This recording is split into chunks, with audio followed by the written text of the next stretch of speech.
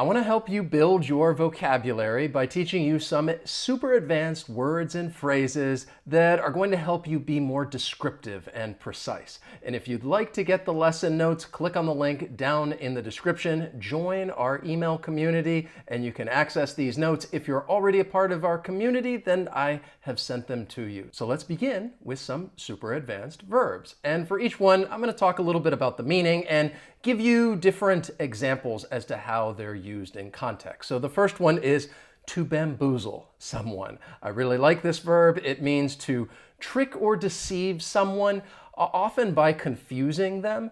And you might say, well, I was bamboozled into doing something or buying something, or someone bamboozled me. I just really like saying the word bamboozle. Here are some news headlines so you can see how this verb is used in context. Why smartphones bamboozle politicians.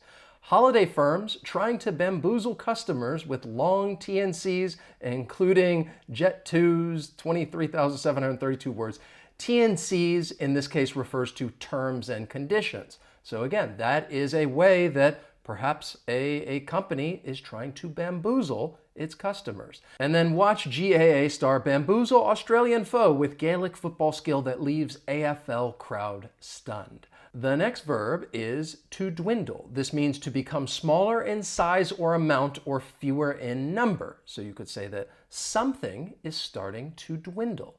In order to help you better understand this verb, I wanted to show you some different synonyms that have a similar meaning. They may not all be direct synonyms. So I'm not going to go over all of them. I'm just going to mention a few that I think are a little more common, like decline. Instead of saying something is declining, you could say it's starting to dwindle. Or diminish, or drop, fade, lessen. These are all verbs that have a similar meaning to dwindle. Every year our numbers dwindle. Well, our membership has been dwindling. Over the past 5 years, his business has dwindled down to almost nothing. Then there's to jeopardize. This means to put someone or something in a situation in which there is a danger of loss, harm, or failure. And this is a verb that's a little more descriptive. And to help you better understand this verb, I wanted to share some common collocations with you. These are words that are frequently used together. So you could say that something jeopardizes your chances or your health, or something may jeopardize progress, or jeopardize a group of people like passengers or citizens, or even jeopardize your chances of winning something. I'm not going to go through all of these collocations, but this is a great way to build your vocabulary. Instead of learning just one word, you're learning other words that are often used with it. The next verb that I want to look at is to entertain. Now, this is a verb that has multiple meanings, and I'm not talking about the one that most people are familiar with, which is just to feel enjoyment from watching something. In this case, I'm talking about giving attention or consideration to some idea or feeling, or perhaps even a suggestion. So here are some example sentences using the verb entertain in this context. He refused to entertain my offer, or I will not entertain such accusations, or she wouldn't entertain his outlandish suggestions.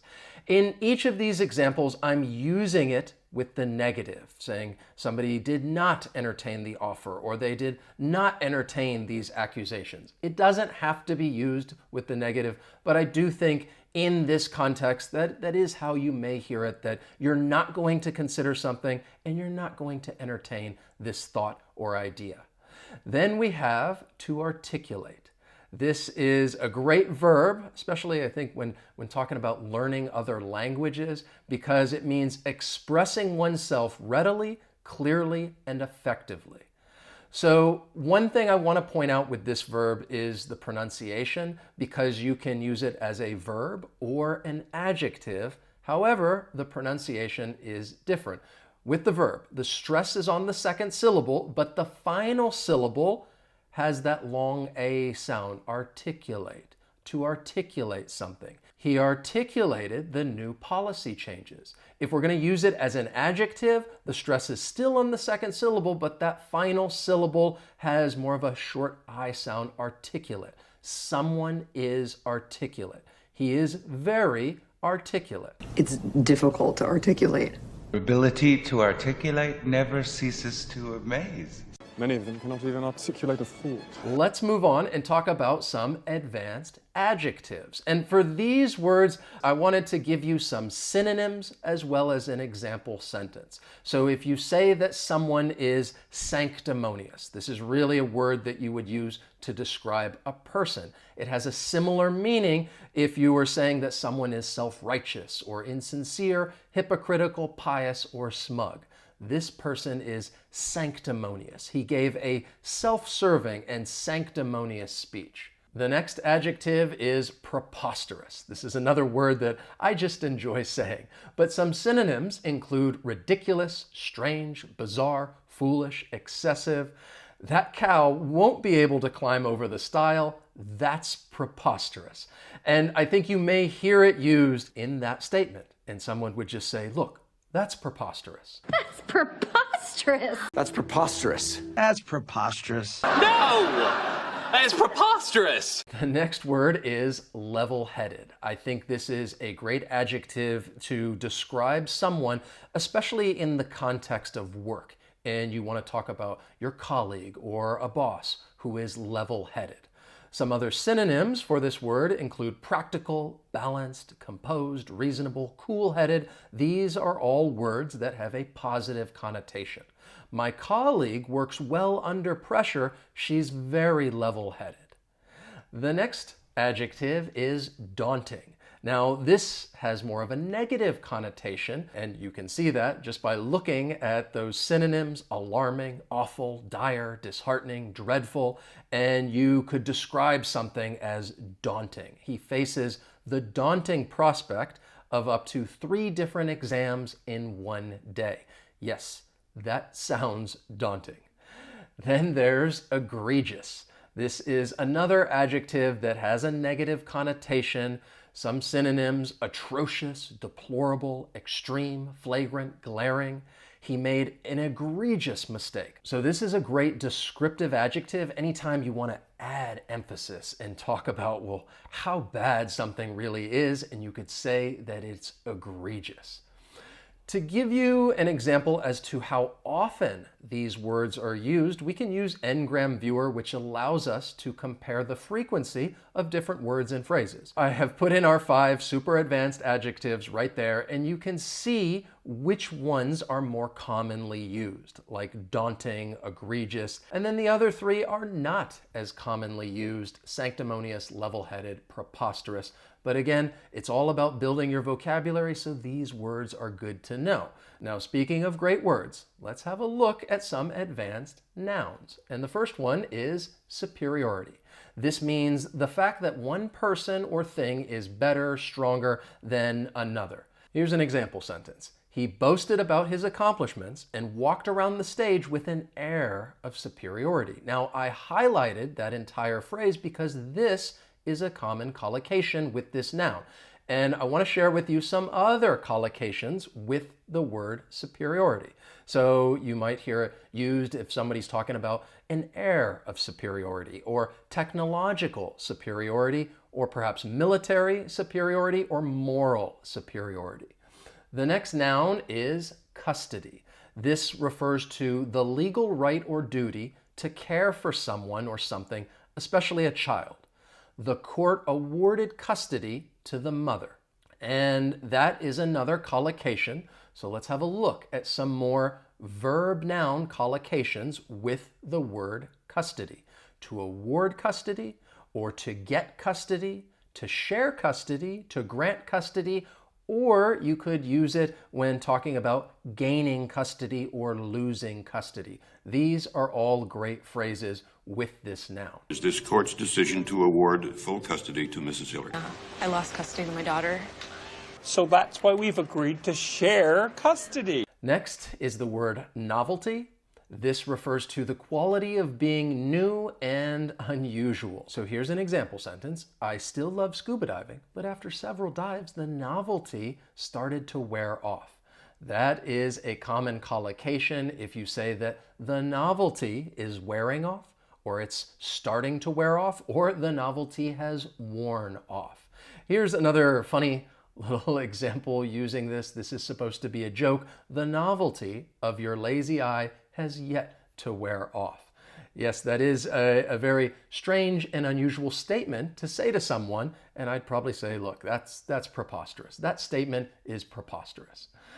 Next is the word comeback. This refers to a situation in which someone or something becomes popular, famous, or successful again after a period of being much less popular. And in that case, you would say that something is making a comeback, like my example sentence, socks and sandals are making a comeback. I will admit, I wear socks and sandals occasionally. I would like to think that it's making a comeback, but it probably not. But we could use it with the verb make. You could also use it with those other verbs, to mount a comeback or even to stage a comeback. My guests today are mounting a comeback. I'm trying to stage a comeback here. Apparently syphilis is making a comeback. So you could use it when talking about popularity, but I think it's also commonly used when referring to sports. A team is losing, and then all of a sudden they make a comeback, or mount a comeback, or stage a comeback. Then we have the word scene. This is an expression of great anger or a similar feeling, often between two people, or an occasion when this happens. So I could say, please don't raise your voice, you're making a scene. So again, this is a common collocation with this noun. It is a noun that has multiple meanings, but I'm not talking about the scene of a movie. I'm talking about somebody making a scene, and they're raising their voice, they're attracting attention, and you could use it with the verb make, or you might say that someone is causing a scene, or you're commenting on somebody else arguing or fighting in public, and then you could say, well, that was quite a scene. Let's now have a look at some advanced adverbs. And the first one that I want to teach you is blindly. This means not thinking about or understanding what you're doing. I really think this picture sums up this word nicely with Darth Vader and the stormtroopers. They blindly follow orders without questioning authority. And I think that is another collocation with this adverb, to blindly follow orders. To give you some more context, I have some news headlines for you. China asks banks not to blindly withdraw loans to developers. And then painful experience, rational contemplation lead Europe to reflect on blindly following the US. And finally, we must not blindly follow the science. So again, hopefully this gives you a better idea as to how this adverb is used in context. Then we have sparsely. This means with only a small number or amount of people or things. I could say the town is remote and sparsely populated. There's just a very small number. Once again, here are some more news headlines so you can see how it's used in context. Get to know the sparsely populated area where you can work without the need for documents. Or bards say, man dies on sparsely populated island off Gwynedd. I know I'm mispronouncing that. But one thing I want you to keep in mind, just looking at those first two headlines, sparsely populated. That is a common collocation. And then finally, withdrawn COVID-19 vaccine sparsely used in Bermuda. The next word is expeditiously. This means with speed and efficiency. They worked expeditiously in order to fix the mistake before the deadline. Here are some more news headlines using this adverb. Bipartisan lawmakers urge DOJ to act expeditiously on TikTok complaint. Or Pakistan, Iran agree to expeditiously finalize trade agreement. And then Finance Ministry asks banks to expeditiously resolve issues of exporters. But I shut that down expeditiously. Expeditiously, man, I need it quick right here. What's up? The next adverb is auspiciously. This means in a way that suggests a positive and successful future. Our vacation didn't start auspiciously. The flight was delayed for 12 hours. So in this case, I'm saying, well, it didn't start in a positive and successful way, and it didn't start auspiciously. Once again, here are a few more news headlines so you can get a better idea as to how it's used in context. Start the month auspiciously, what the stars have predicted for the signs during August. Or auspiciously awesome, eat it and like it. And then we have unlocking luck, how to travel auspiciously this Lunar New Year 2024 with Jennifer 2. Let's have a look at our next word, which is blithely. This means happy and without worry. Really a casual and cheerful indifference. So it's like you're just not thinking about something, or you're trying not to think about something because you don't want to worry about it, and you're happy, you're indifferent. I could say they blithely ignored any evidence that did not support their theory. Here are a few more examples. Yellowstone tourist blithely wanders into the middle of a herd of 2,000-pound bison. That is a big mistake. Or U.S. companies push guns as blithely and murderously as they once did tobacco. And finally, you are blithely unaware of how educational research impacts you. So those are some adverbs to help you be a little more descriptive and accurate. And here is a review of all of the words. So let's practice them right now. I know that you are not going to memorize all of these words. That seems like a daunting task. But I believe that you are a level-headed person, and that if you study them, you're going to be able to learn them over time. And I'm not trying to trick you. I'm not trying to bamboozle you. I hope that you will entertain my suggestion and continue to learn them and review them.